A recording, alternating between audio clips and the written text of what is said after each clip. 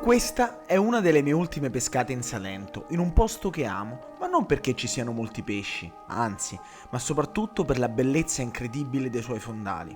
Qui il fondale è ricco di sorgenti di acqua dolce che sgorgano dalle rocce.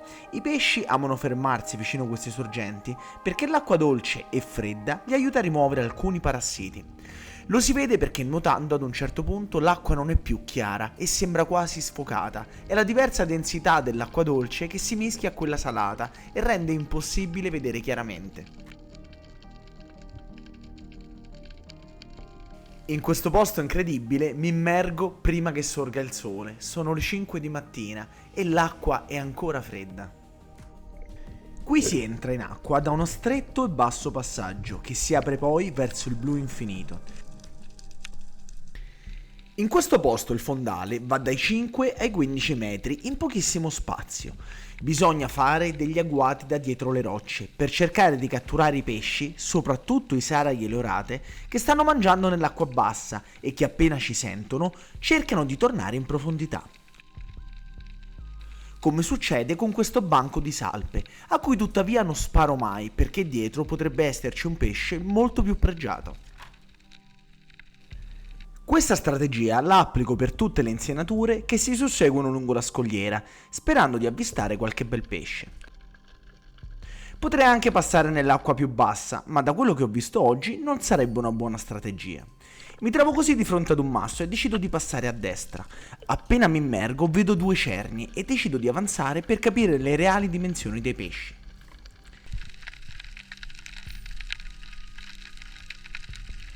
Mentre avanzo, un sargo di buone dimensioni si avvicina e allora decido di sparare. Le due cernie, che purtroppo nel video non si vedono, scappano alla velocità della luce e non le incontrerò più. Poco più avanti trovo una murena che sta cacciando tra gli scogli e decido di avvicinarmi, non per catturarla, ma per dimostrare che in realtà questo pesce non è assolutamente aggressivo. Si avvicina con fare tranquillo e curioso e una volta soddisfatta la sua curiosità se ne torna per la sua strada. Il sole è appena sorto e continuo con la mia esplorazione subacquea. Questa volta ci sono dei grandi canaloni nei quali vale la pena infilarsi in mezzo per vedere se dall'altra parte qualche bel pesce può avvicinarsi. Vedo un grosso banco di pesci, probabilmente salpe. Di solito in mezzo si trova anche qualche sarago o qualche orata. Do un'occhiata intorno e poi decido di avanzare per capire effettivamente di cosa si tratta. È un bel banco di salpe, abbastanza grandi. Questi sono pesci particolarmente sospettosi e bisogna muoversi con molta attenzione. Riesco a portarmi al tiro senza troppi problemi, però mi guardo a destra e a sinistra per capire se c'è qualche altra bella preda, ma non vedo nulla. Notate come i pesci scattino tutti insieme quando faccio qualche movimento sbagliato che li insospettisce. Poco più avanti sono fermo in superficie e voglio mostrarvi dei saraghi che mi nuotano tranquillamente intorno. Potrei spararli, ma sono troppo piccoli e troppo tardi mi accorgo dei grossi cefali che mi passano proprio sopra la testa. È troppo tardi per sparare anche a questi e allora non faccio altro che guardarli andare via. In questo caso non seguiteli per non spaventare tutto il pesce nei paraggi, bisogna rassegnarsi all'errore fatto. Nella pesca subacquea procedere lentamente è la chiave del successo, come nel caso di questo scorfano che rimane praticamente immobile anche se mi avvicino a pochi centimetri da lui, proprio perché ho evitato movimenti troppo bruschi.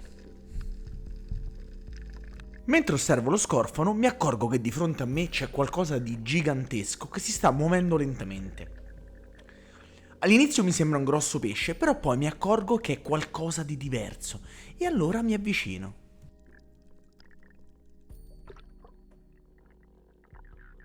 Non riesco a credere ai miei occhi, è una tartaruga marina che sta nuotando in pochissimi centimetri d'acqua, molto probabilmente alla ricerca di cibo.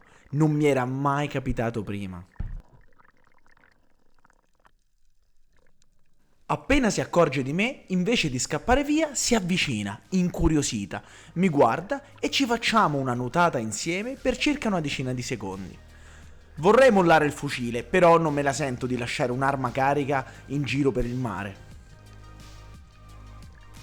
La tartaruga è lì che se ne nuota tranquilla, chissà cosa ci faceva in quei pochi centimetri d'acqua, e poi mi accorgo che in realtà ha una piccola ferita sul carapace, che però non sembra essere troppo grave, probabilmente si stava soltanto riprendendo e cercando una preda facile. Non voglio né toccarla né disturbarla e la osservo solamente nuotare. Con la tartaruga vale lo stesso principio che con i pesci, non bisogna fare movimenti bruschi e infatti lei rimane lì, fino a un certo punto in cui lei si stufa, io mi stufo e ci salutiamo. Ci vediamo alla prossima!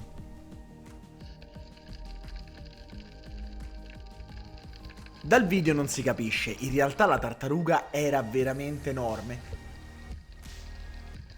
Dopo un incontro del genere, continuare a pescare è un po' difficile e allora decido di tornarmene a casa.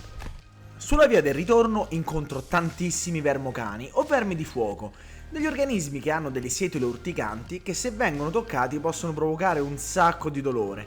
Si stanno diffondendo molto nel nostro mare proprio perché non hanno dei predatori naturali e si cibano quasi di tutto. Ma i veri vermi in questo mare siamo noi e lo scempio che trovo uscendo dall'acqua lo dimostra. Petrolio, polistirolo, bottiglie di plastica. E la colpa non è della plastica, ma di chi la butta in mare. Raccolgo qualche bottiglia di plastica e le mie scarpe che fortunatamente nessuno ha toccato e me ne vado via da questo posto, forse per l'ultima volta, con il cuore un po' in frantumi.